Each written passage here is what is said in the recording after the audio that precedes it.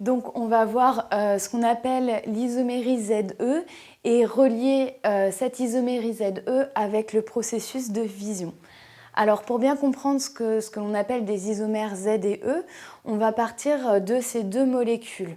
Donc ces deux molécules peuvent être considérées comme identiques puisque on a une libre rotation autour de la liaison simple carbone-carbone. En effet, dans cette configuration, j'ai les deux chlores qui sont ici et puisque je peux tourner librement autour de la liaison simple carbone-carbone, je peux obtenir la deuxième molécule qui est représentée ici. Maintenant, si je n'ai plus une liaison simple carbone-carbone, mais une liaison double, je me retrouve avec cette molécule qui est là. Cette fois-ci, je ne peux pas tourner autour de la double liaison carbone-carbone et cette molécule-là et cette molécule-là ne sont donc pas identiques. Pour passer de l'une à l'autre, il faut que j'inverse le chlore avec l'hydrogène. Puisque ces molécules ne sont pas identiques, on va parler d'isomères. Et ça va être les isomères Z et E.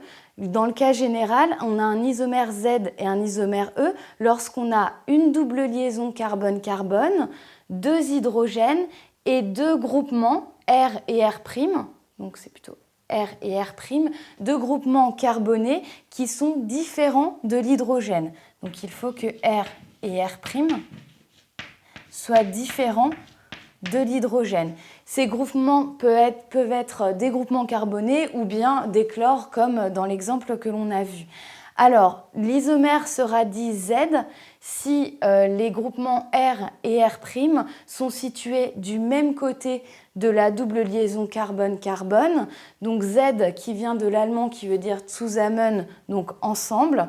Par exemple, cet isomère qui est là sera un isomère Z puisque les deux chlores ici sont du même côté. L'isomère sera dit E si on a cette fois-ci les deux groupements qui sont de part et d'autre de la double liaison carbone-carbone. Donc ici, on dit E qui vient de l'allemand entgegen qui veut dire à l'opposé. Donc l'isomère qui est ici avec les deux groupements chlore qui sont à l'opposé l'un de l'autre va être un isomère E. Donc on peut relier cette isomérie Z et E avec le processus de fusion dans le cadre de l'isomérisation photochimique. En effet, donc l'œil est constitué d'un cristallin et d'une rétine. La rétine, l'image va se former sur la rétine et sur la rétine, on a des récepteurs photochimiques qui sont les cônes et les bâtonnets. Dans ces récepteurs, on va trouver une molécule qui s'appelle le 11 rétinal. Cette molécule va changer d'isomérie sous l'effet de la lumière. Donc on va passer du Z 11 rétinal ou 11 rétinal Z au 11 rétinal E sous l'effet de la lumière. Le passage de l'isomère Z à l'isomère E va provoquer l'envoi d'un signal électrique vers le cerveau. Une fois que cette transformation a eu lieu, l'isomère E va redevenir l'isomère Z et le processus peut recommencer. Donc ce que vous devez savoir dans cette partie, c'est bien repérer l'isomérie Z et E et donc bien savoir s'il s'agit d'un isomère Z ou un isomère E. Et il faut aussi être capable d'expliquer l'isomérisation photochimique qui est à l'origine du processus de fusion.